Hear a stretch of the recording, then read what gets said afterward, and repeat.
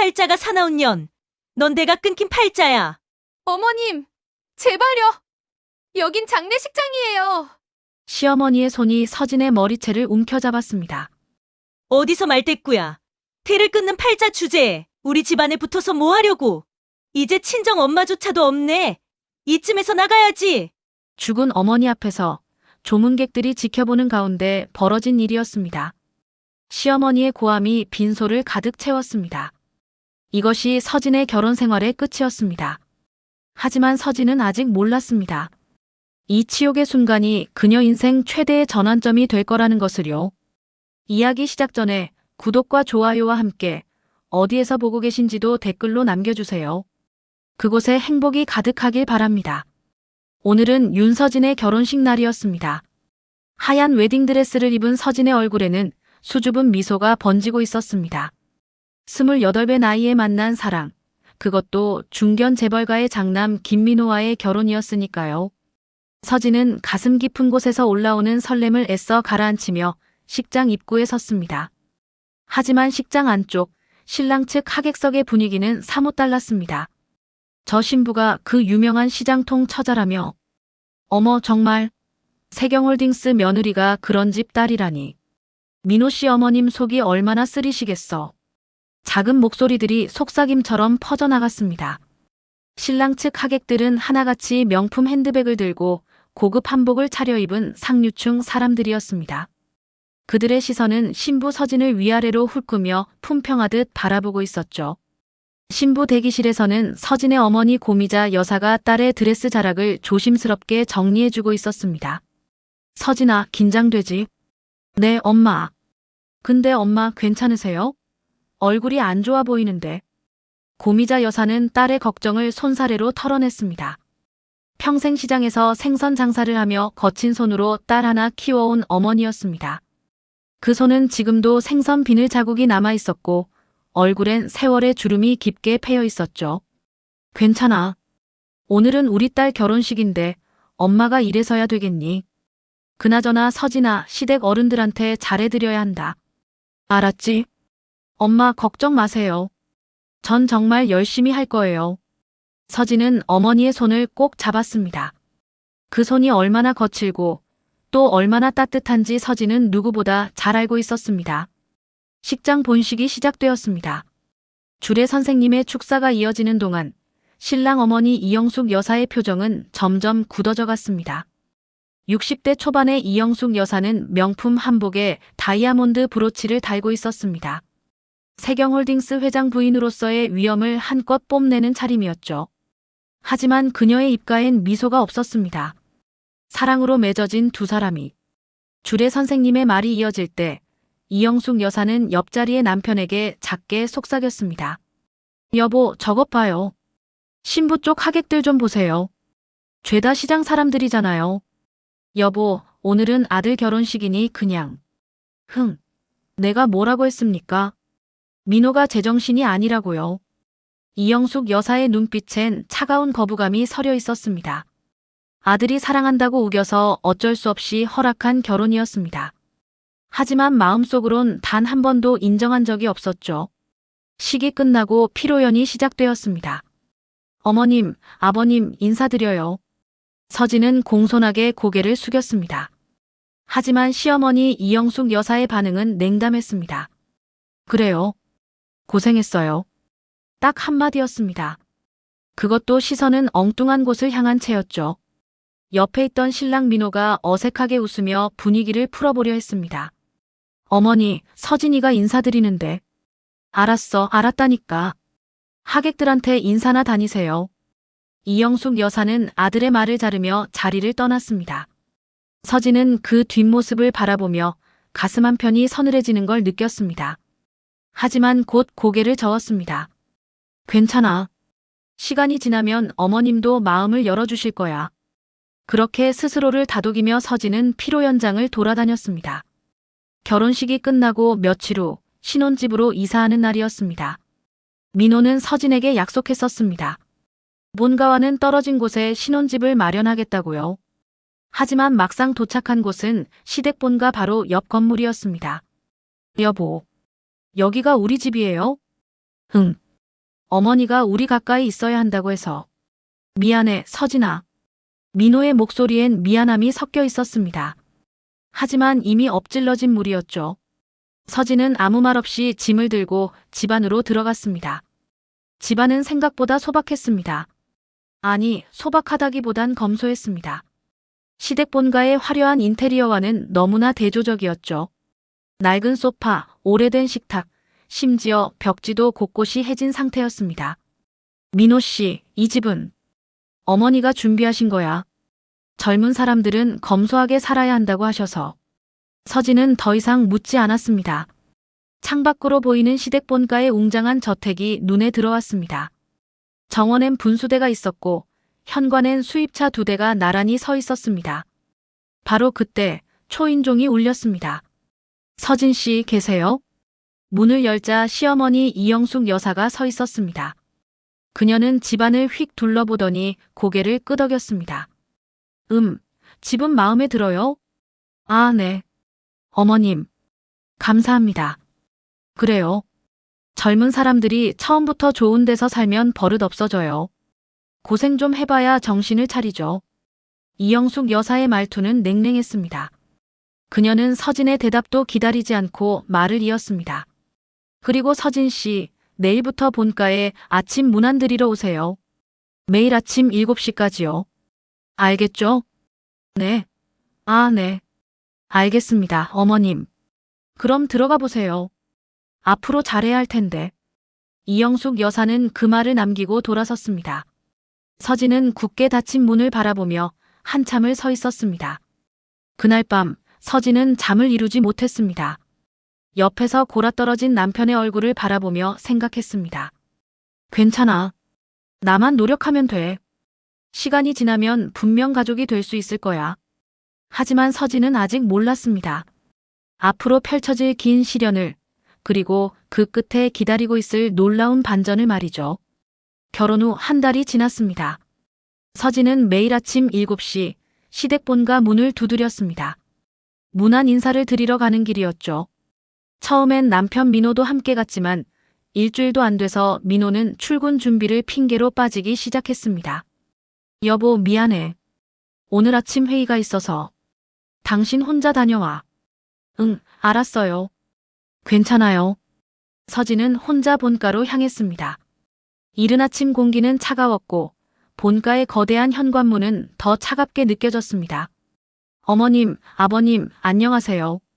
거실에 들어서자 시어머니 이영숙 여사가 소파에 앉아 아침차를 마시고 계셨습니다. 옆에는 시아버지도 신문을 보고 계셨죠. 왔어요? 그래, 민호는? 출근 준비하느라 먼저 갔습니다. 또 그러네. 남편도 제대로 못 챙기면서. 이영숙 여사의 말 한마디 한마디엔 가시가 돋쳐 있었습니다. 서진은 고개를 숙인 채 대답했습니다. 죄송합니다, 어머님. 됐어요. 부엌 가서 설거지나 좀 해요. 어제 저녁 그릇이 그대로 있으니까. 서진은 부엌으로 향했습니다. 싱크대엔 저녁 식사 후 그릇들이 그대로 쌓여 있었습니다. 집에 가정부가 2명이나 있는데도 말이죠. 찬물에 손을 담그며 서진은 생각했습니다. 괜찮아. 이것도 며느리 돌이겠지. 하지만 이건 시작에 불과했습니다. 추석 명절이 다가왔습니다. 서진은 명절 준비를 위해 새벽 5시에 일어났습니다.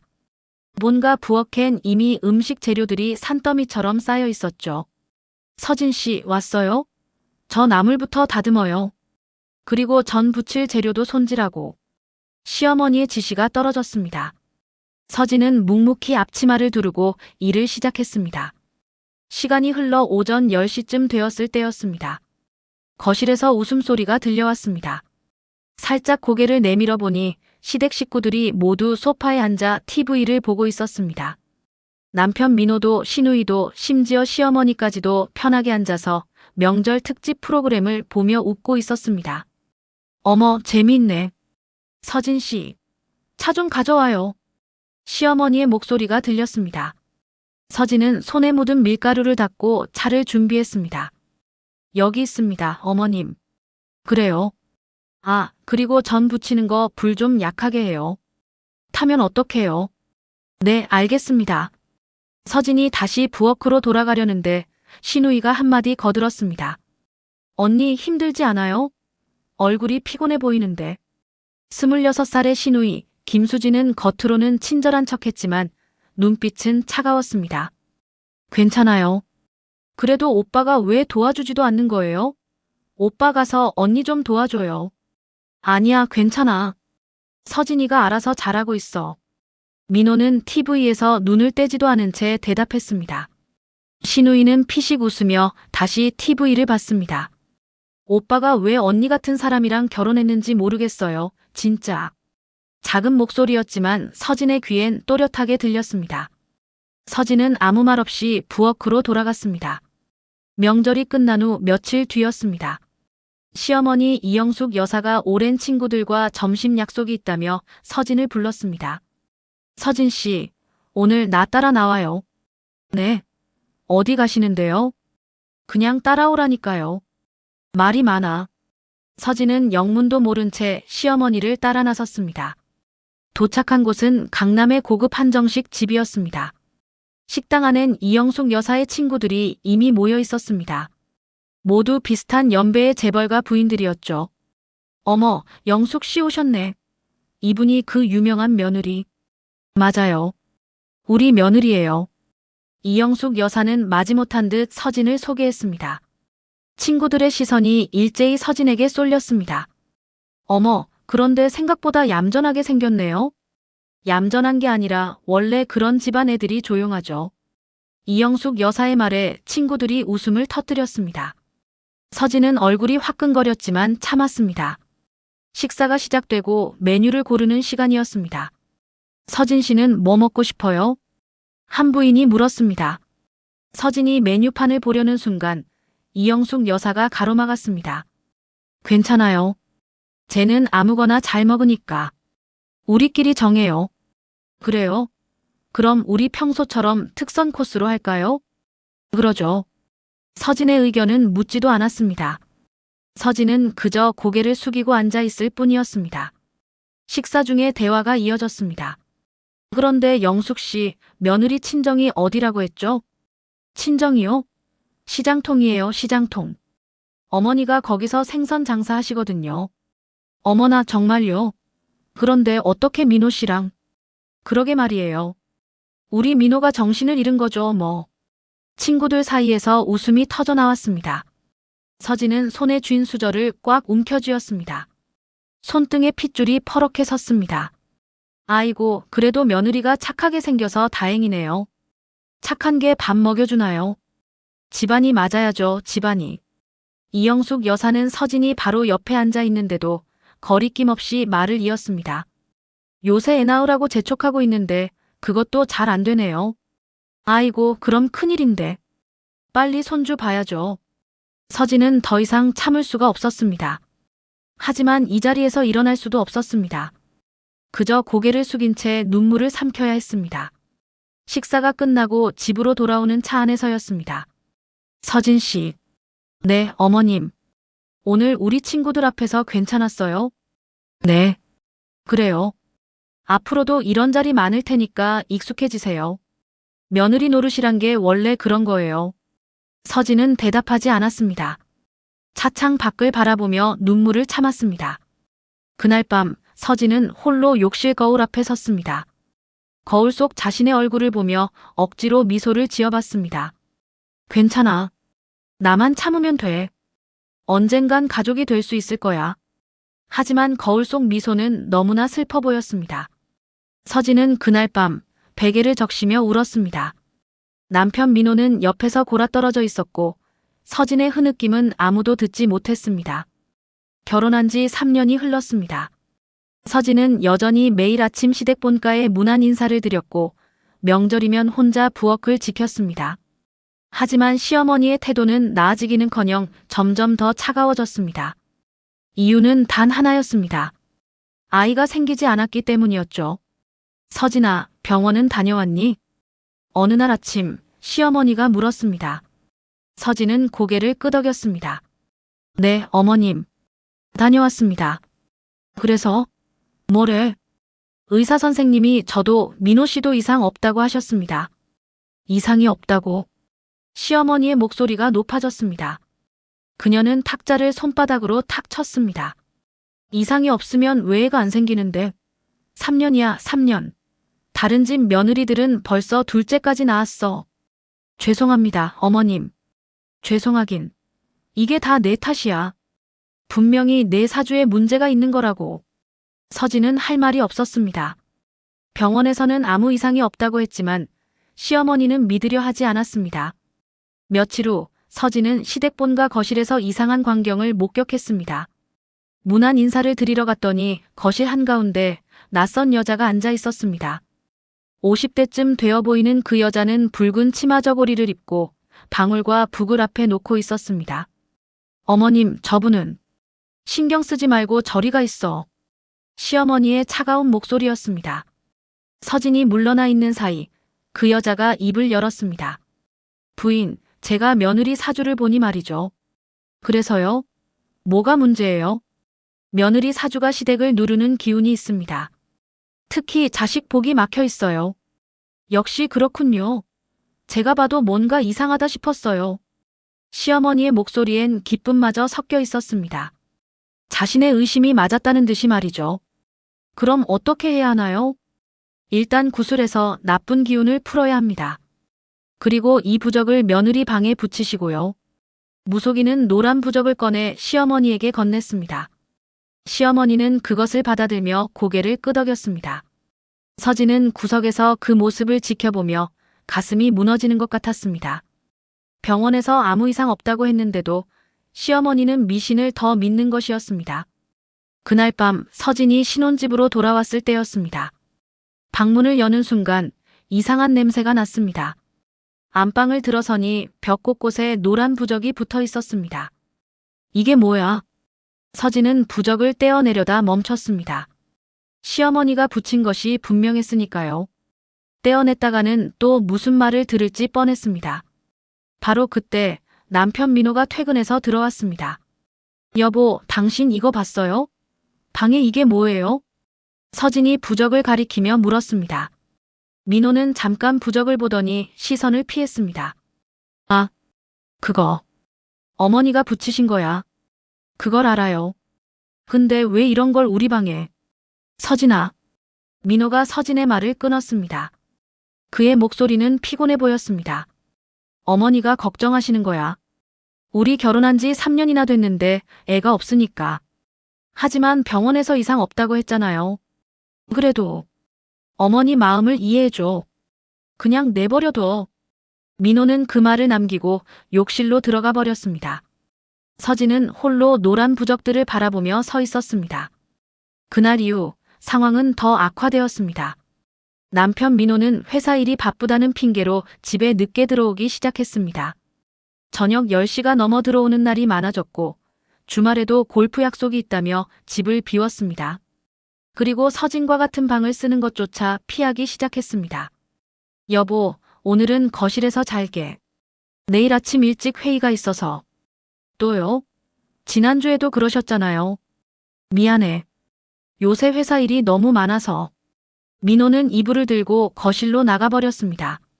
서진은 혼자 남은 침대에 누워 천장을 바라봤습니다. 이러다가 정말 아이가 안 생기겠네. 한 달 후 서진은 임신에 관한 책을 사서 읽고 있었습니다. 배란일을 계산하고 좋은 음식을 찾아보고 운동법도 공부했습니다. 혼자서라도 노력해보려는 마음이었죠. 그런데 시어머니가 불쑥 방문을 열고 들어왔습니다. 뭐하니? 아, 어머님. 그냥 책 좀. 시어머니는 서진의 손에서 책을 낚아챘습니다. 책 표지를 보더니 얼굴이 일그러졌습니다. 임신 준비 가이드? 이런 쓸데없는 짓을 하고 있었어. 어머님, 그게 내 팔자가 사나운데 책 읽는다고 애가 생기겠니? 시어머니는 책을 바닥에 던졌습니다. 그리고는 책장을 찢기 시작했습니다. 어머님, 안 돼요. 서진이 말리려 했지만 시어머니는 멈추지 않았습니다. 책은 순식간에 너덜너덜해졌습니다. 이런 거 읽을 시간에 시댁 어른들이나 잘 모셔. 알았어. 시어머니는 찢어진 책을 서진의 발밑에 던지고 방을 나가버렸습니다. 서진은 바닥에 흩어진 책장들을 주우며 눈물을 흘렸습니다. 추석 연휴, 친척들이 모두 모인 자리였습니다. 시댁의 큰아버지, 작은아버지 가족들이 모두 모여 식사를 하고 있었습니다. 서진은 여전히 부엌에서 음식을 나르고 있었죠. 민호 아내는 아직도 애가 없나? 큰아버지가 물었습니다. 시어머니가 한숨을 쉬며 대답했습니다. 그러게요. 3년이나 됐는데 말이죠. 요새 젊은 애들이 애 안 낳으려고 그러는 거 아냐? 아니에요. 우린 낳으라고 하는데. 작은아버지 부인이 거들었습니다. 혹시 몸에 문제가 있는 거 아니에요? 병원에선 이상 없댔는데 저는 사주에 문제가 있다고 봐요. 서진은 부엌에서 그 대화를 다 듣고 있었습니다. 손에 든 접시가 덜덜 떨렸습니다. 애는 언제 나올 거니? 식사 중에 큰어머니가 직접 서진에게 물었습니다. 모든 시선이 서진에게 쏠렸습니다. 그게 노력 중입니다. 노력? 3년이나 노력했으면 됐지. 빨리 나아야지. 죄송합니다. 서진은 고개를 숙일 수밖에 없었습니다. 그날 밤 서진과 민호는 오랜만에 단둘이 차를 타고 집으로 돌아왔습니다. 침묵이 흘렀습니다. 한참을 말없이 가던 민호가 입을 열었습니다. 서진아. 응. 우리 이혼 생각해 본 적 있어? 서진은 심장이 멎는 것 같았습니다. 천천히 고개를 돌려 남편을 봤습니다. 뭐라고요? 아니, 그냥 요새 생각이 많아서. 당신이 먼저 이혼 얘기를 꺼내는 거예요. 지금. 미안해. 그냥 한번 물어본 거야. 민호는 다시 입을 다물었습니다. 하지만 그 한마디는 서진의 가슴에 비수처럼 꽂혔습니다. 집에 도착했지만 서진은 차에서 내리지 못했습니다. 민호가 먼저 차에서 내려 집으로 들어가는 모습을 보며 서진은 깨달았습니다. 이 결혼은 이미 끝나가고 있다는 것을. 그리고 자신은 철저히 혼자라는 것을 말이죠. 그날은 유난히 추운 겨울날이었습니다. 서진은 새벽같이 전화를 받았습니다. 친정 어머니가 계시는 요양병원에서 걸려온 전화였죠. 보호자분이시죠? 어머님 상태가 급격히 나빠지셨습니다. 빨리 오셔야 할 것 같습니다. 서진은 급하게 옷을 챙겨 입었습니다. 옆에서 자고 있던 민호를 깨웠습니다. 여보, 우리 엄마가 위독하대요. 병원 가야 해요. 뭐? 지금 몇 시인데? 민호는 눈을 비비며 시계를 봤습니다. 새벽 4시였습니다. 미안해. 나 오늘 중요한 회의가 있어서. 당신 혼자 다녀올 수 있지? 네. 지금 우리 엄마가 위독하다는데요. 나도 가고 싶은데 정말 안 되겠어. 회의 끝나면 바로 갈게. 민호는 다시 이불을 뒤집어 쓰고 누워버렸습니다. 서진은 믿을 수 없다는 표정으로 남편을 바라봤습니다. 하지만 지금은 따질 시간이 없었습니다. 서진은 혼자 택시를 타고 병원으로 달려갔습니다.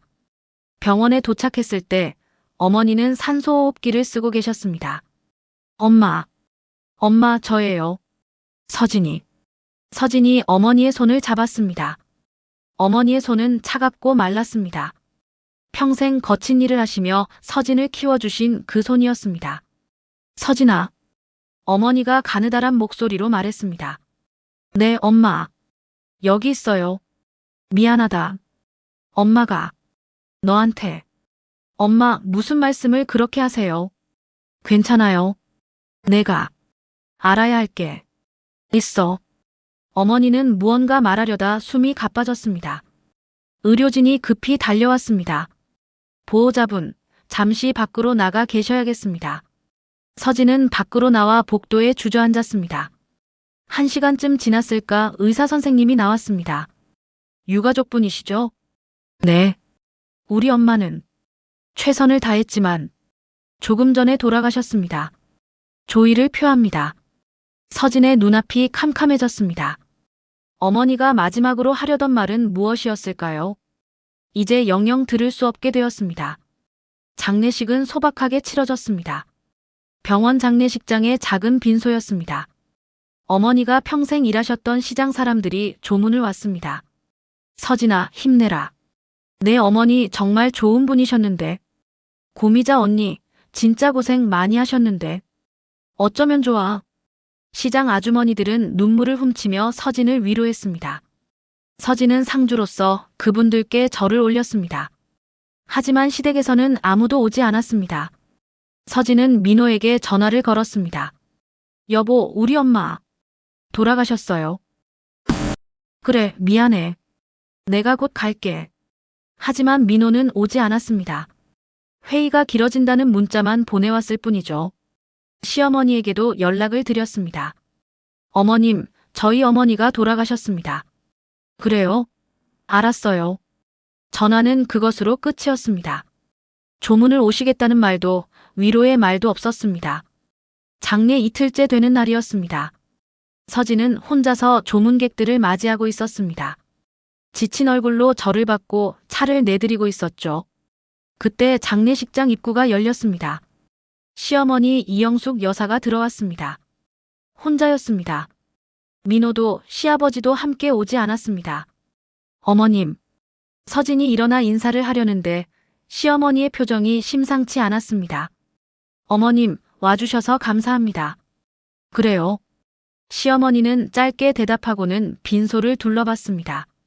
초라한 장례식장, 소박한 제단, 시장 사람들로 가득한 조문객들. 참 초라하네요. 시어머니가 작게 중얼거렸습니다. 하지만 조용한 장례식장에서 그 목소리는 또렷하게 들렸습니다. 조문을 하러 온 시장 아주머니들이 수군거렸습니다. 저분이 서진이 시어머니야? 맞아. 근데 혼자만 왔네. 남편이나 시아버지는? 시어머니는 영정 앞에 섰습니다. 하지만 제대로 된 절도 하지 않고 그냥 서서 한참을 바라보기만 했습니다. 어머님, 분양하시겠어요? 서진이 조심스럽게 물었습니다. 됐어요. 나 밖에 나가 있을게요. 안에 냄새가 좀 나네요. 시어머니는 빈소 밖으로 나가버렸습니다. 서진은 그 뒷모습을 멍하니 바라봤습니다. 얼마 후 서진은 화장실에 다녀오는 길이었습니다. 복도를 지나가는데 시어머니의 목소리가 들렸습니다. 시어머니는 전화 통화를 하고 계셨습니다. 응, 나 지금 서진이 친정 장례식장이야. 별로 볼 것도 없어. 진짜 시장 사람들만 가득하더라고. 그러게. 이제 친정도 없는 셈이니까 이쯤 됐으면 이혼시켜야 하는 거 아닌가 싶어. 응응, 맞아. 시원섭섭하다니까. 어쨌든 이제 끝물이네. 서진은 그 자리에 얼어붙었습니다. 자신의 어머니 장례식장에서, 그것도 복도에서 저런 말을 하다니. 서진은 주먹을 꽉 쥐었습니다. 하지만 참았습니다. 어머니의 장례식장에서 소란을 피울 수는 없었으니까요. 장례 마지막 날 저녁이었습니다. 대부분의 조문객이 돌아가고 이제 발인 준비만 남았습니다. 서진은 빈소 앞에 홀로 앉아 어머니의 영정을 바라보고 있었습니다. 바로 그때 장례식장 문이 벌컥 열렸습니다. 시어머니 이영숙 여사였습니다. 그런데 얼굴이 불그락푸르락했습니다. 술을 마신 것이 분명했습니다. 어머님, 술 드셨어요? 그래, 마셨어. 친구들이랑 저녁 먹다가 왔지. 시어머니는 비틀거리며 빈소 안으로 들어왔습니다. 몇 명 남아있던 조문객들이 놀란 눈으로 바라봤습니다. 어머님, 여기 장례식장인데. 알아. 내가 모를 것 같아. 시어머니는 서진 앞으로 걸어왔습니다. 그리고 갑자기 큰 소리로 말했습니다. 서진아, 이쯤 됐으면 이혼해야지. 장례식장이 순식간에 조용해졌습니다. 모두가 숨을 죽이고 그 광경을 바라봤습니다. 어머님, 무슨 말씀을 그렇게. 무슨 말씀은 무슨. 3년 동안 애도 못 낳고 이제 친정 뒷배도 없는데 뭐하러 우리 집에 붙어 있어. 어머님, 제발요. 여긴 우리 엄마 장례식장이에요. 서진의 목소리가 떨렸습니다. 눈물이 차올랐습니다. 그러니까 친정 어머니도 돌아가셨는데 뭐하러 우리 집안에 있냐고. 이제 끝이야, 끝. 시어머니의 고함 소리에 남아있던 조문객들이 웅성거렸습니다. 저게 무슨 짓이야. 장례식장에서 저럴 수가 있나. 하지만 시어머니는 멈추지 않았습니다. 오히려 더 큰 소리로 말했습니다. 우리 민호 인생 망치지 말고 이혼해. 알았어. 서진은 더 이상 참을 수 없었습니다. 눈물이 주르륵 흘러내렸습니다. 어머님, 제발 그만하세요.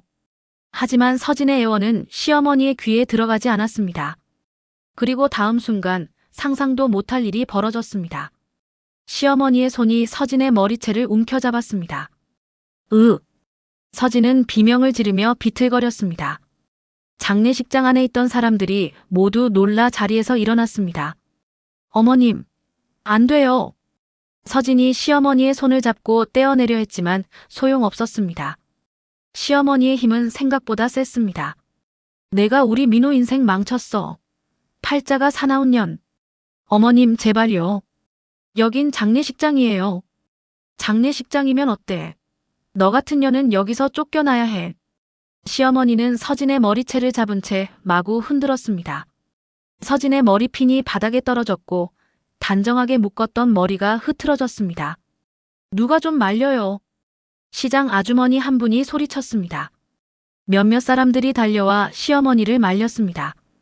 부인, 진정하세요. 여긴 장례식장이잖아요. 나요. 손 치워요. 이건 우리 집안일이에요. 시어머니는 술에 취한 채 고함을 질렀습니다. 하지만 사람들이 계속 말리자 결국 서진의 머리채에서 손을 뗐습니다. 서진은 바닥에 주저앉았습니다. 머리는 산발이 되었고 얼굴엔 눈물과 콧물이 범벅이었습니다. 대를 끊는 팔자 주제에 우리 집안에 붙어서 뭐 하려고. 시어머니는 여전히 소리를 지르고 있었습니다. 바로 그때 장례식장 문이 열렸습니다. 남편 민호가 들어왔습니다. 회사 정장 차림 그대로였습니다. 그는 장례식장 안의 혼란스러운 광경을 보고 멈춰 섰습니다. 민호야, 너 왔니? 시어머니가 아들을 보며 소리쳤습니다. 어머니, 무슨 일이세요?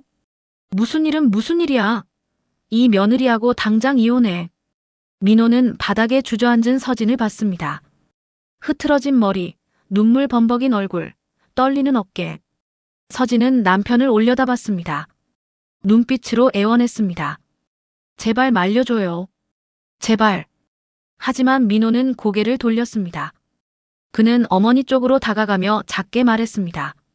어머니, 일단 밖으로 나가시죠. 여긴 장례식장이니까. 그래, 나가자. 이런 데 있기도 싫다. 민호는 어머니의 팔을 잡고 밖으로 나갔습니다. 단 한 번도 서진을 돌아보지 않았습니다. 서진은 그 뒷모습을 멍하니 바라봤습니다. 남편은 자신을 말리지 않았습니다. 어머니가 아내의 머리채를 잡는 걸 보고도 그냥 어머니 편을 들었습니다. 서진아, 괜찮니? 시장 아주머니 한 분이 다가와 서진을 일으켜 세웠습니다. 서진은 힘없이 고개를 저었습니다. 아주머니, 저 괜찮아요. 무슨 소리야? 어떻게 장례식장에서 저럴 수가 있어? 저건 사람이 아니야. 아주머니는 분노에 떨며 말했습니다. 다른 조문객들도 수군거렸습니다. 저런 시어머니가 어디 있어? 장례식장에서 며느리 머리채를 잡다니. 저 남편도 참. 아내를 지켜주지도 않고. 서진은 그 목소리들이 들리는 것 같으면서도 들리지 않았습니다. 귀가 멍했습니다. 온 세상이 하얗게 변하는 것 같았습니다. 서진아, 들어가서 좀 쉬어. 내가 빈소 지킬게. 아니에요, 아주머니. 제가 할게요. 우리 엄마 마지막인데. 서진은 비틀거리며 다시 빈소 앞에 앉았습니다. 흐트러진 머리를 대충 정리하고 눈물을 닦았습니다. 그리고 어머니의 영정을 바라봤습니다. 영정 속 어머니는 환하게 웃고 계셨습니다. 딸의 결혼식 날 찍은 사진이었죠. 엄마, 미안해요. 제가 이렇게밖에 못해서. 서진의 목소리는 떨렸습니다. 밤이 깊어갔습니다. 조문객들이 모두 돌아가고 장례식장엔 서진 혼자만 남았습니다. 민호는 어머니를 모시고 간 뒤 연락이 없었습니다. 서진은 빈소 앞에 앉아 어머니와 마지막 밤을 보냈습니다. 엄마, 마지막으로 하시려던 말씀이 뭐였어요? 제가 알아야 할 게 뭐였는데요? 대답은 없었습니다. 어머니는 영정 속에서 그저 미소만 짓고 계셨습니다. 엄마, 저 이제 어떻게 해야 해요? 남편도 날 버렸어요. 시댁에서도 날 원하지 않고. 서진은 영정 앞에 엎드려 울었습니다. 소리내어 울지는 못했습니다. 그저 어깨만 들썩이며 조용히 눈물을 흘렸습니다. 다음 날 아침, 발인 시간이었습니다. 장례식장 직원들이 연구차를 준비했습니다. 서진은 홀로 영정을 들고 어머니를 따라갔습니다. 화장터로 가는 길, 서진은 차 안에서 창밖을 바라봤습니다. 어머니가 평생 일하셨던 시장이 보였습니다. 새벽부터 사람들로 붐비는 그곳. 어머니는 그곳에서 매일 생선을 손질하며 딸 하나 키우셨습니다. 엄마는 왜 저한테 아무 말씀도 안 하셨어요? 서진은 중얼거렸습니다. 어머니가 마지막으로 하려던 말. 내가 알아야 할 게 있어. 그게 무엇이었을까요? 이제 영영 알 수 없게 되었습니다. 화장이 끝나고 서진은 어머니의 유골함을 안았습니다. 납골당에 모시는 것도 혼자였습니다. 시댁에서는 아무도 오지 않았고 남편 민호도 나타나지 않았습니다. 엄마 편히 쉬세요. 딸이 잘할게요. 서진은 마지막 인사를 하고 납골당을 나왔습니다. 밖은 여전히 추운 겨울이었습니다. 하지만 서진의 마음은 그보다 더 차가웠습니다. 장례식장을 나서며 서진은 결심했습니다. 이제 끝이야. 더 이상 참지 않아. 그녀는 시댁으로 가는 대신 혼자 살던 작은 원룸으로 향했습니다. 어머니가 세상을 떠나기 전까지 살았던 그곳으로 말이죠. 집에 도착해서 문을 열었습니다. 어머니의 흔적이 곳곳에 남아 있었습니다. 낡은 소파, 오래된 식탁, 벽에 걸린 서진의 어릴 적 사진들. 서진은 어머니의 방으로 들어갔습니다. 작은 옷장을 열자 어머니의 옷가지들이 가지런히 정리되어 있었습니다. 옷가지를 정리하던 서진의 손이 무언가에 닿았습니다. 낡은 봉투 하나였습니다. 봉투 안에는 몇 장의 서류와 명함이 들어 있었습니다. 서진은 명함을 집어들었습니다. 명함에는 이렇게 적혀 있었습니다. 연우산업 창업 멤버 고미자. 서진의 눈이 커졌습니다. 연우산업? 그건 국내 대기업이었습니다. 그런데 어머니가 거기 창업 멤버? 이게 무슨? 서진은 서류를 펼쳐봤습니다. 오래된 계약서, 지분 증서, 그리고 편지 한 통. 편지는 어머니의 필체였습니다. 서진아, 엄마가 이 편지를 쓰는 이유는? 서진의 손이 떨렸습니다. 그녀는 천천히 편지를 읽기 시작했습니다. 그리고 그 순간 서진의 인생이 완전히 바뀌기 시작했습니다. 서진은 떨리는 손으로 어머니의 편지를 읽었습니다. 서진아, 엄마가 이 편지를 쓰는 이유는 내가 언젠가 진실을 알아야 하기 때문이란다. 엄마는 내가 평범하게 자라길 바랐어. 돈 때문에, 재산 때문에 힘들어하지 않길 바랐지. 그래서 시장에서 생선 장사를 하며 너를 키웠단다. 하지만 엄마에겐 비밀이 있었어. 편지는 계속 이어졌습니다. 어머니 고미자는 30년 전 연우산업을 함께 창업한 공동 창업자였습니다. 당시 젊은 나이에 뛰어난 사업 수완으로 회사를 일으켰지만 아버지가 사고로 세상을 떠난 후 모든 것을 정리하고 딸을 위해 조용한 삶을 선택했다는 내용이었습니다. 연우산업의 지분 80%는 엄마 명의로 되어 있단다. 하지만 경영은 동업자에게 맡기고 엄마는 그저 배당금만 받으며 살았지. 그 돈으로 내 학비를 대고 내가 원하는 걸 해줄 수 있었어. 서진아, 미안하다. 엄마가 진작 말했어야 했는데. 서진은 편지를 다 읽고 나서 한참을 멍하니 앉아 있었습니다. 어머니가 재벌이었다니. 아니, 재벌이라기보단 숨은 거물이었습니다. 그런데 왜 시장에서 생선 장사를 하셨을까요?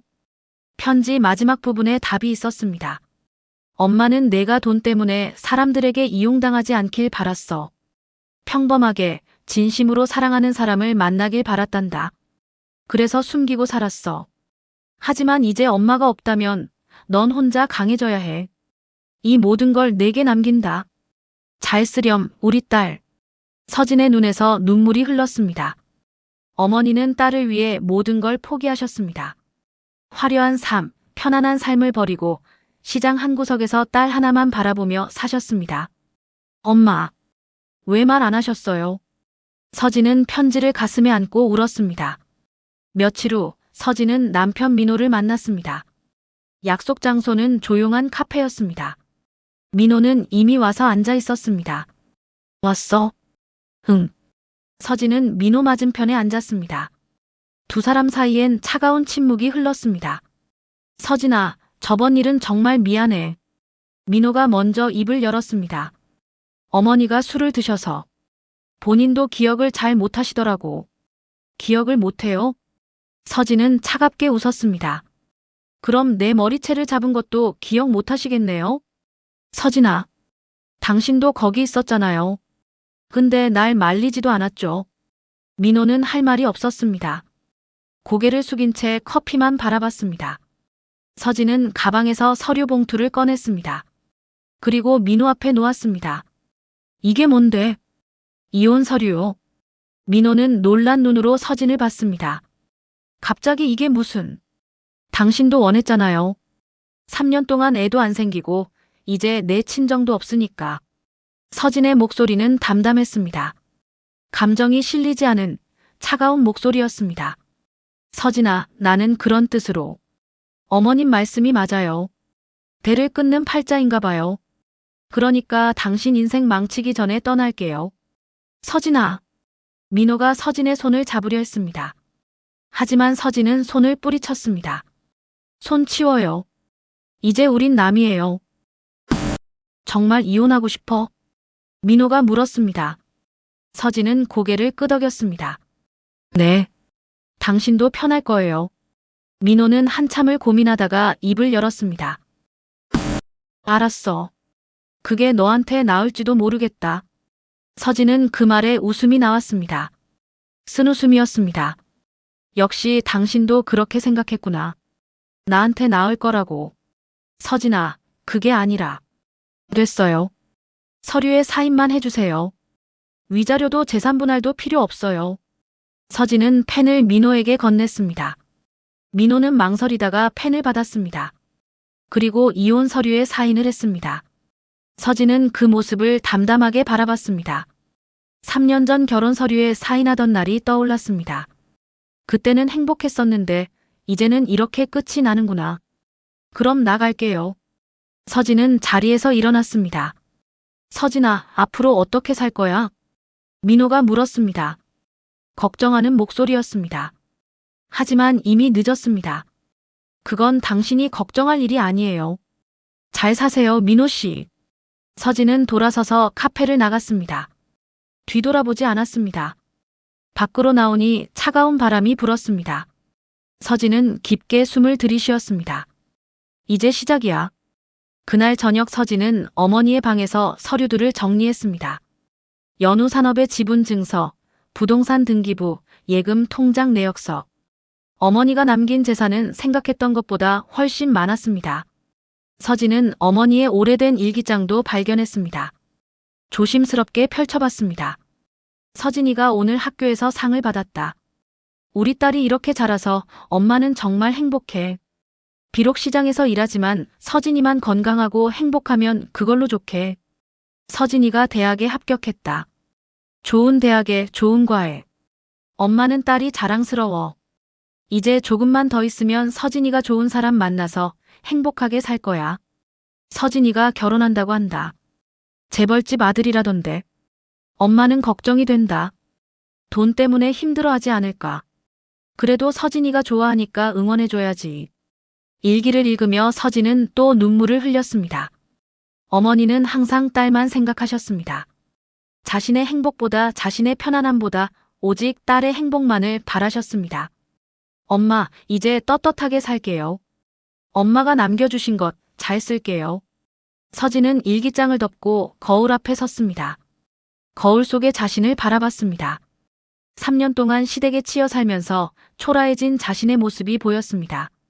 하지만 이제는 달라야 했습니다. 이제 시작이야. 서진은 거울 속 자신에게 말했습니다. 그날 밤 서진은 연우산업의 변호사에게 전화를 걸었습니다. 어머니의 편지에 적혀있던 번호였습니다. 여보세요. 저는 고미자의 딸 윤서진입니다.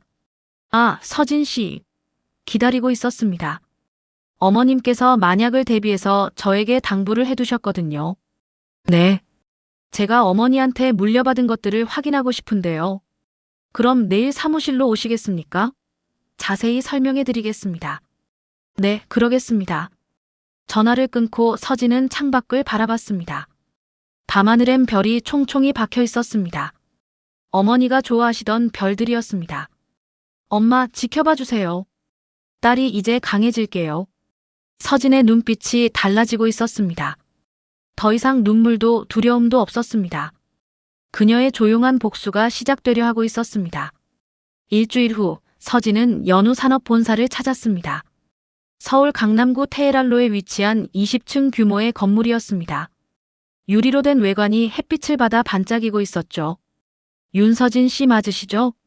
로비에서 장인호 변호사가 서진을 기다리고 있었습니다. 네, 변호사님. 오늘 이사진분들과 첫 미팅이 있습니다. 긴장되시죠? 조금요. 서진은 솔직하게 대답했습니다. 평생 시장에서 자란 자신이 이런 큰 회사의 주인이 된다는 게 아직도 믿기지 않았습니다. 엘리베이터를 타고 최상층인 20층으로 올라갔습니다. 회장실이 있는 층이었습니다. 어서 오십시오, 윤서진 회장님. 비서 한 명이 공손하게 인사했습니다. 서진은 회장님이라는 호칭에 어색함을 느꼈습니다. 회의실로 안내해드리겠습니다. 넓은 회의실 안에는 이미 여러 사람들이 앉아 있었습니다. 모두 50대 이상의 중년 남성들이었습니다. 연우산업의 이사진이었죠. 안녕하십니까? 윤서진입니다. 서진이 인사를 하자 이사들의 시선이 일제히 그녀에게 쏠렸습니다. 그 시선엔 의심과 불신이 가득했습니다. 고미자 회장님의 따님이시군요. 한 이사가 말했습니다. 60대쯤 되어 보이는 남자였습니다. 네, 그렇습니다. 그런데 회장님께서 회사 경영에 대해 아시는 게 있으십니까? 노골적인 무시였습니다. 서진은 그 시선을 피하지 않고 똑바로 바라봤습니다. 배워가겠습니다. 배워가신다고요? 이 회사가 장난입니까? 다른 이사가 비웃듯 말했습니다. 우리 회사는 직원만 1000명이 넘습니다. 연 매출 5천억 원 규모고요. 그런 회사를 경영 경험도 없는 분이 맡으신다. 서진은 주먹을 꽉 쥐었습니다. 하지만 목소리는 차분하게 유지했습니다. 어머님께서 저를 선택하신 데는 이유가 있을 겁니다. 이유? 그냥 피부치라서 물려주신 거 아닙니까? 회의실이 술렁거렸습니다. 이사들은 서로 눈짓을 주고받으며 수군거렸습니다. 바로 그때 장인호 변호사가 나섰습니다. 여러분, 고미자 회장님의 유언은 법적으로 명확합니다. 지분 80%는 윤서진 씨에게 상속되었고 이는 누구도 바꿀 수 없습니다. 하지만 변호사님, 또한 고미자 회장님께서는 서진 씨를 위해 오랜 시간 준비해 오셨습니다. 회사 경영에 필요한 모든 자료와 지침을 남겨두셨죠. 장 변호사는 두꺼운 파일을 꺼내 탁자 위에 놓았습니다. 이 안에는 지난 30년간의 회사 운영 기록, 주요 거래처 정보, 그리고 앞으로의 경영 방침이 담겨 있습니다. 고미자 회장님께서 직접 작성하신 겁니다. 이사들은 놀란 표정을 지었습니다. 고 회장님께서 그런 걸 준비하셨다고요? 네. 회장님은 표면적으로는 경영에서 손을 떼신 것처럼 보였지만 실제로는 모든 걸 파악하고 계셨습니다. 서진도 처음 듣는 이야기였습니다. 어머니가 그렇게까지 준비하셨다니. 그리고 장 변호사는 서진을 바라보며 말했습니다. 고미자 회장님께서는 딸 서진 씨에게 이렇게 말씀하셨습니다. 감정은 접어두고 정확하게 끝내라고요. 서진은 그 말에 가슴이 뛰는 걸 느꼈습니다. 감정은 접어두고 정확하게 끝내라. 어머니는 알고 계셨던 걸까요? 딸이 시댁에서 당한 일들을, 그리고 이제 복수를 해야 한다는 것을 말이죠. 윤서진 회장님. 한 이사가 조심스럽게 입을 열었습니다. 아까보다는 훨씬 공손한 태도였습니다. 당장 경영에 참여하시기는 어려우실 겁니다. 일단 저희가 실무를 맡고 회장님께서는 천천히 배워가시는 게. 아닙니다. 서진이 단호하게 말했습니다. 저는 지금부터 회사 경영에 직접 참여하겠습니다. 어머님이 남겨주신 자료들을 공부하고 회사를 제대로 알아가겠습니다. 하지만 회장님, 그리고 한 가지 더. 서진은 가방에서 노트북을 꺼냈습니다. 그리고 화면을 틀었습니다. 어머님께서 남기신 자료 중에 흥미로운 게 있더군요. 세경홀딩스라는 회사에 대한 분석 자료요. 이사들의 얼굴이 굳었습니다. 세경홀딩스. 그건 중견재벌 기업 아닙니까? 네. 그리고 우리 연우산업의 주요 거래처이기도 하죠. 서진은 화면을 넘겼습니다. 거기엔 세경홀딩스의 재무구조, 유통망, 주요 계약 내역이 상세히 정리되어 있었습니다. 어머님께서는 이 회사를 오래전부터 분석해 오셨더군요. 약점도 파악하고 계셨고요. 회장님, 설마 곧 있으면 세경홀딩스와 우리의 유통계약이 만료됩니다. 재계약 여부를 검토해야 할 시기죠. 서진의 목소리는 차분했지만 단호했습니다. 저는 이 계약을 재검토할 생각입니다. 우리에게 정말 필요한 거래처인지 말이죠. 이사들은 서로 얼굴을 마주봤습니다. 이제야 깨달았습니다. 눈앞에 이 젊은 여자가 만만한 사람이 아니라는 것을요. 회의가 끝나고 서진은 회장실로 안내받았습니다. 넓은 사무실, 큰 창문으로 보이는 서울 시내 전경. 이 모든 게 이제 서진의 것이었습니다. 회장님, 필요하신 거 있으시면 언제든 말씀하십시오. 비서가 공손하게 인사하고 나갔습니다. 서진은 홀로 회장 의자에 앉았습니다. 책상 위에는 어머니의 사진이 놓여 있었습니다. 젊은 시절 회사를 막 창업했을 때의 사진이었죠. 엄마, 잘 보고 계시죠? 서진은 사진을 바라보며 중얼거렸습니다. 딸이 이제 시작할게요. 감정은 접어두고 정확하게 끝낼게요. 그날 저녁 서진은 어머니가 남긴 세경홀딩스 분석 자료를 꼼꼼히 읽었습니다. 어머니는 정말 모든 걸 알고 계셨습니다. 세경홀딩스가 연우산업의 유통망에 얼마나 의존하고 있는지, 만약 계약이 끊기면 어떤 타격을 입을지.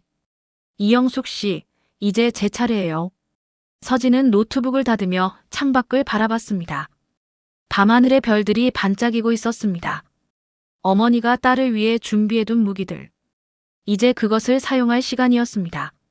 서진의 조용한 복수가 본격적으로 시작되고 있었습니다. 한 달이 흘렀습니다. 서진은 매일 아침 7시에 출근해서 밤 10시가 넘어서야 퇴근했습니다. 회사의 모든 것을 배우기 위해서였죠. 회장님, 오늘 영업팀 보고가 있습니다. 네, 알겠습니다. 서진은 이제 회장님이라는 호칭에 익숙해져 있었습니다. 처음에 어색함은 사라지고 점점 자리를 잡아가고 있었죠. 회의실에 들어서자 영업팀장이 보고를 시작했습니다. 이번 분기 실적은 전년 대비 15% 증가했습니다. 특히 유통 부문에서. 잠깐만요. 서진이 손을 들어 말을 끊었습니다. 이 유통 계약 중에 세경홀딩스와의 계약은 어떻게 되고 있나요? 영업팀장은 서류를 뒤적였습니다. 아, 세경홀딩스요. 현재 우리 유통망을 통해 월 평균 50억 원 규모의 물량을 처리하고 있습니다. 계약 기간은요? 다음 달 말에 만료됩니다. 재계약 협상이 곧 시작될 예정입니다. 서진은 고개를 끄덕였습니다. 재계약은 보류하세요. 네. 회장님, 하지만 세경홀딩스는 우리의 주요 거래처입니다. 만약 계약을 끊으면 제가 보류하라고 했습니다. 서진의 목소리는 단호했습니다. 영업팀장은 더 이상 말하지 못하고 고개를 숙였습니다. 회의가 끝난 후 장인호 변호사가 회장실로 찾아왔습니다. 서진 씨, 세경홀딩스와의 계약을 정말 끊으실 겁니까? 네. 어차피 재계약 조건도 우리에게 불리했어요. 이참에 정리하는 게 좋다고 봅니다. 하지만 그쪽에서 반발이 상당할 텐데요. 그게 목적이에요, 변호사님. 서진은 창밖을 바라보며 말했습니다. 세경홀딩스는 우리 유통망에 많이 의존하고 있어요. 계약이 끊기면 타격이 클 겁니다. 알겠습니다. 회장님 뜻대로 진행하겠습니다. 장 변호사가 나간 후 서진은 책상 서랍에서 낡은 수첩 하나를 꺼냈습니다. 어머니가 남긴 수첩이었습니다. 거기엔 세경홀딩스에 대한 상세한 분석이 적혀 있었죠. 세경홀딩스의 약점 마이너스 유통망 의존도 높음. 금융권 대출 비중 과다. 주가 변동성 큼. 어머니는 정말 철저하게 준비해 두셨습니다. 마치 딸이 언젠가 이 정보를 쓸 거라는 걸 아셨던 것처럼 말이죠. 며칠 후 서진은 회사 고참 임원들과 전략 회의를 가졌습니다. 회장님, 세경홀딩스 측에서 연락이 왔습니다. 재계약 협상을 하고 싶다고 합니다. 거절하세요. 하지만 회장님, 그쪽 규모가 상당한데. 60대의 전무이사가 조심스럽게 말했습니다. 전무님, 세경홀딩스의 재무제표 보셨죠? 서진은 화면에 자료를 띄웠습니다. 부채 비율 200% 넘고 유동성도 부족합니다. 게다가 우리 유통망 없이는 제품 공급이 어렵죠. 그건 맞습니다만. 그런 회사와 불리한 조건으로 재계약할 이유가 있을까요? 서진의 질문에 임원들은 대답하지 못했습니다. 사실 서진의 분석은 정확했습니다. 어머니가 남긴 자료를 바탕으로 밤새 공부한 결과였죠. 여자가 뭘 안다고. 한 임원이 작게 중얼거렸습니다. 하지만 서진의 귀에 들렸습니다. 전무님, 방금 뭐라고 하셨습니까? 아닙니다, 회장님. 여자라서 경영을 못한다고 생각하시나요? 서진은 차분하지만 날카로운 목소리로 물었습니다. 아닙니다, 회장님. 죄송합니다. 실력으로 보여드리겠습니다. 지켜보시죠. 회의실이 조용해졌습니다. 이제 임원들도 깨닫고 있었습니다. 눈앞에 젊은 회장이 만만한 사람이 아니라는 것을요. 그날 오후 서진은 비서실을 통해 중요한 지시를 내렸습니다. 최 비서님. 네, 회장님. 세경홀딩스 관련해서 우리와 거래하는 금융권 리스트 뽑아주세요. 알겠습니다. 최 비서는 50대의 베테랑 비서였습니다. 어머니 시절부터 회사를 지켜온 충직한 인물이었죠. 그리고 조용히 알아봐 주세요. 세경홀딩스가 어느 은행에서 얼마나 대출받았는지요. 네, 회장님. 그런데 혹시 세경홀딩스에 압박을 가하실 생각이십니까? 서진은 대답 대신 미소만 지었습니다. 차가운 미소였습니다. 일주일 후 서진은 연우산업계열 투자사의 대표를 불렀습니다. 김 대표님, 세경홀딩스가 대출받은 은행 중에 우리와 거래하는 곳이 어딥니까? 국민은행하고 하나은행입니다, 회장님. 그 은행들의 우리 예금이 얼마나 들어가 있죠? 국민은행에 500억, 하나은행에 300억 정도입니다. 좋아요. 은행 측에 조용히 말씀 전해주세요. 세경홀딩스 대출 연장은 신중하게 검토하라고요. 김 대표의 눈이 커졌습니다. 회장님, 그건 너무 직접적인 압박 아닙니까? 압박이 아니라 정당한 사업 판단입니다. 부실 가능성 있는 기업에 대출 연장해주는 게 은행한테도 위험하잖아요. 서진의 논리는 완벽했습니다. 김 대표는 고개를 끄덕일 수밖에 없었습니다. 한 달이 더 지났습니다. 세경홀딩스는 점점 어려워지고 있었습니다. 유통계약 해지로 물량 처리가 막혔고 금융권에서는 대출 연장을 거부했습니다. 회장님, 세경홀딩스 주가가 20% 하락했습니다. 최 비서가 보고했습니다. 그쪽에서 아직도 재계약 요청하나요? 네, 거의 매일 연락이 옵니다. 조건도 많이 낮춰서 제시하고 있습니다. 계속 거절하세요. 서진은 차분하게 대답했습니다. 바로 그때 내선 전화가 울렸습니다. 회장님, 로비에 손님이 오셨는데. 세경홀딩스 이영숙 회장님이십니다. 서진의 심장이 빠르게 뛰었습니다. 드디어 왔구나. 시어머니가. 일단 대기실에서 기다리시라고 하세요. 제가 준비 좀 하고 모시겠습니다. 전화를 끊고 서진은 깊게 숨을 들이쉬었습니다. 3년 동안 자신을 무시하고 멸시하고 급기야 장례식장에서 머리채까지 잡았던 그 사람. 이제 도움을 청하러 온 것입니다. 감정은 접어두고 정확하게 끝내라. 어머니의 말이 떠올랐습니다.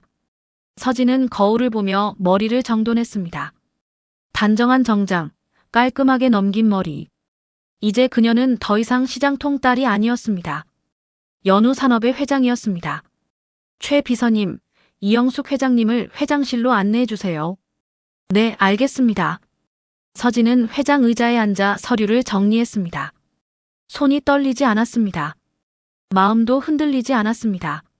3년간 참았던 모든 것들. 이제 끝낼 시간이었습니다. 회장실 문이 열렸습니다. 그리고 이영숙이 들어섰습니다. 서진과 그녀의 시선이 마주쳤습니다. 회장실 문이 열리고 이영숙이 들어섰습니다. 서진은 자리에서 일어나지 않았습니다. 그저 차분하게 앉아서 시어머니를 바라봤습니다. 어서 오세요. 당신이. 윤서진. 이영숙의 목소리는 떨리고 있었습니다. 믿을 수 없다는 표정이었죠. 네, 저예요. 앉으시죠. 서진은 소파를 가리켰습니다. 손님용 소파였습니다. 이영숙은 비틀거리며 소파에 앉았습니다. 한때 며느리를 내려다보던 그 여자가 이제는 고개를 들지 못하고 있었습니다. 이게 어떻게 된 일이니? 무슨 말씀이신지 모르겠는데요. 서진은 짐짓 모르는 척했습니다. 내가 어떻게 연우산업회장이 된 거냐고. 이영숙의 목소리가 높아졌습니다. 하지만 예전처럼 위압적이지 않았습니다. 오히려 당황스러움이 묻어났죠.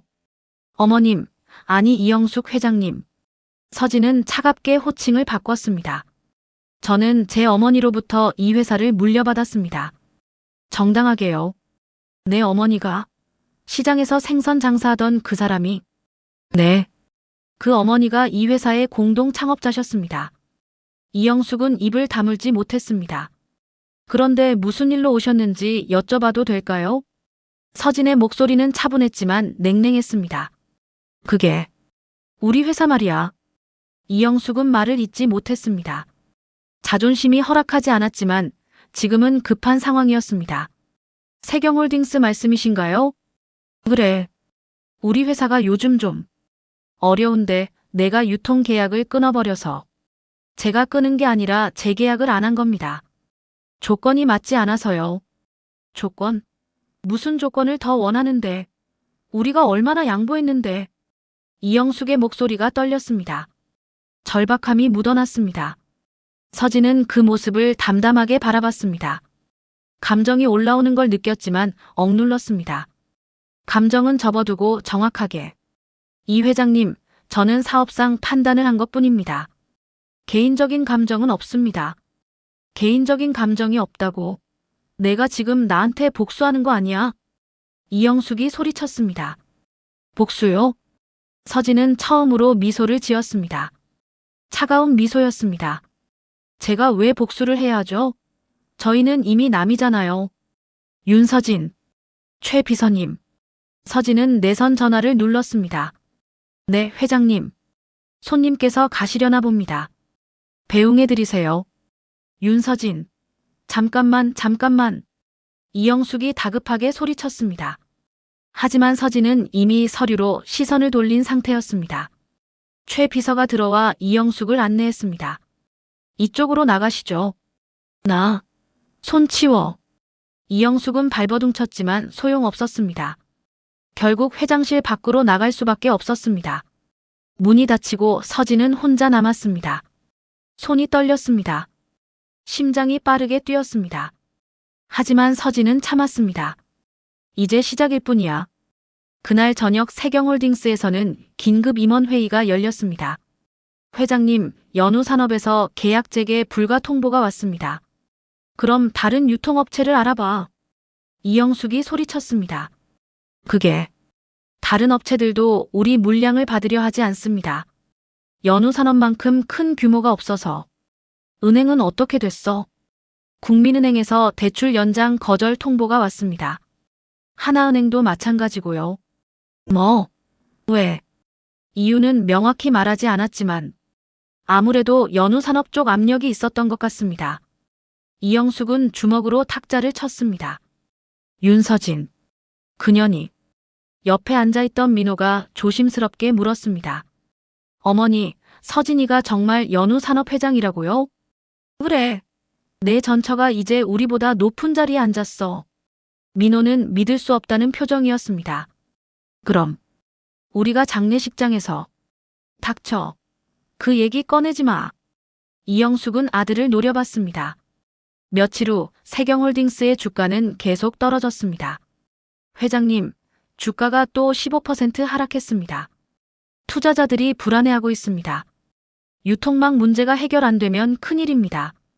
임원들의 보고가 이어졌습니다. 이영숙은 초라한 모습이었습니다. 머리는 헝클어졌고 얼굴엔 피로가 역력했습니다.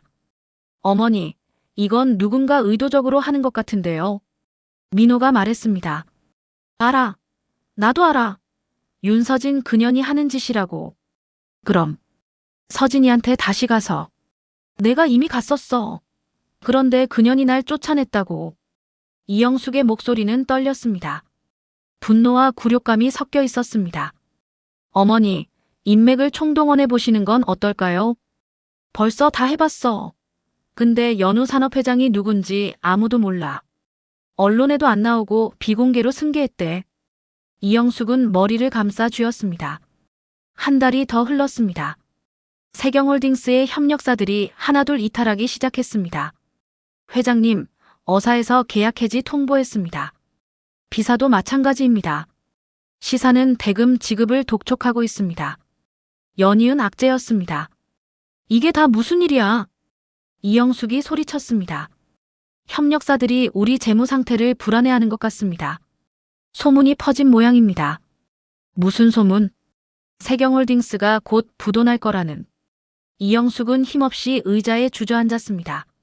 민호는 어머니를 바라보며 중얼거렸습니다. 서진이. 정말 대단한 사람이었구나. 뭐? 아니에요, 어머니. 민호는 고개를 저었습니다. 하지만 마음속으론 인정할 수밖에 없었습니다. 자신이 무시했던 그 여자가, 어머니가 멸시했던 그 며느리가 이렇게 무서운 사람이었다는 것을요. 그날 밤 이영숙은 혼자 술을 마셨습니다. 내가 뭘 잘못한 거야? 하지만 그녀는 여전히 깨닫지 못했습니다. 자신이 서진에게 무슨 짓을 했는지, 얼마나 잔인했는지를요. 며칠 후 언론에 기사가 났습니다. 세경홀딩스 경영 위기설 확산, 주가 40% 폭락, 투자자들 불안 가중, 유통망 붕괴로 물량 처리 차질.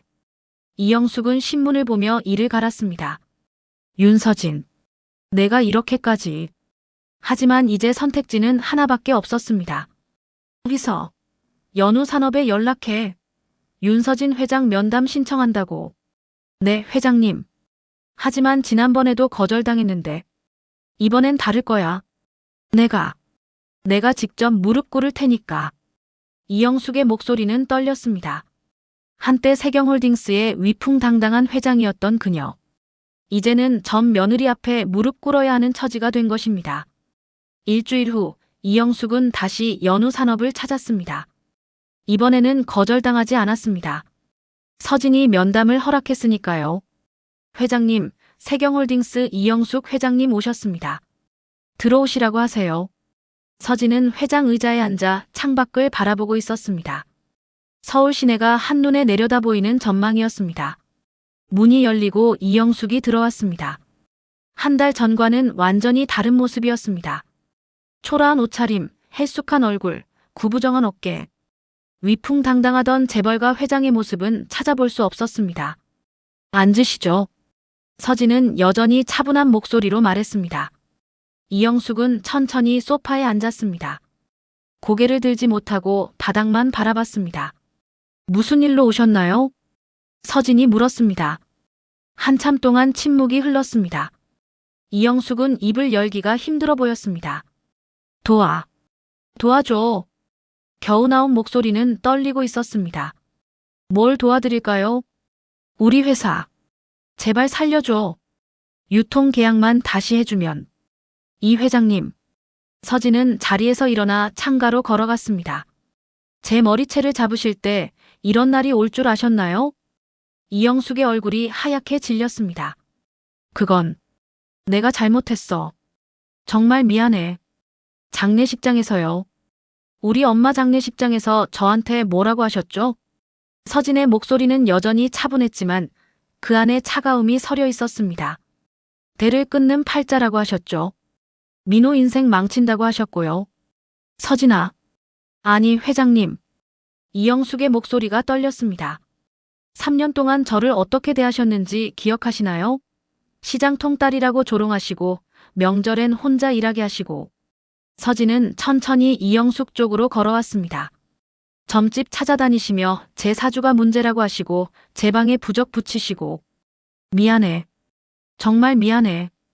이영숙은 고개를 숙였습니다. 미안하다는 말로 다 되는 건 아니에요. 서진은 이영숙 앞에 섰습니다. 무릎 꿇으세요. 뭐?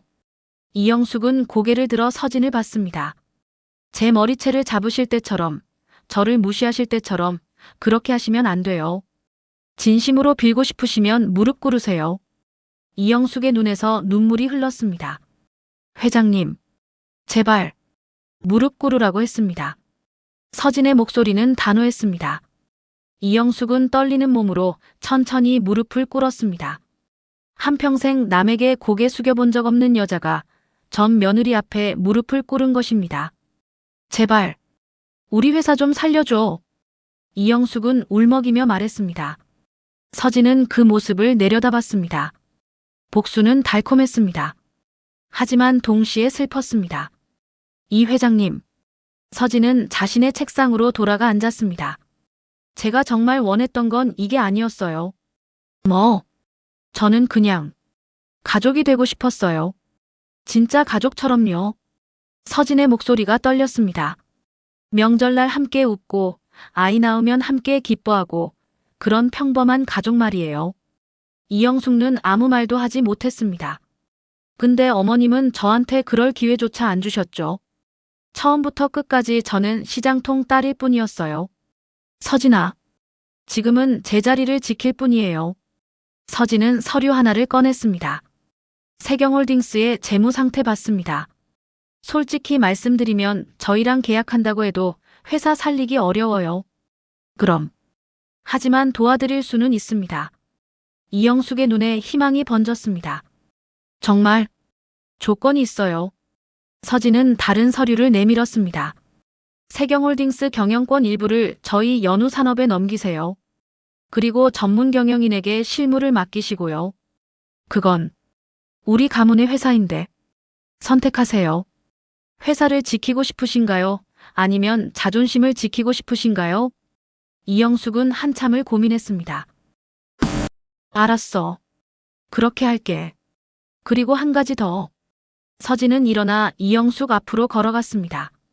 민호 씨한테 전해주세요. 전 더 이상 그 사람과 아무 상관도 없다고요. 바로 그때 회장실 문이 열렸습니다. 민호였습니다. 서진아. 민호는 급하게 들어왔습니다. 뒤따라 당황한 최 비서가 뛰어왔습니다. 죄송합니다, 회장님. 제지했는데. 괜찮습니다. 서진은 차분하게 대답했습니다.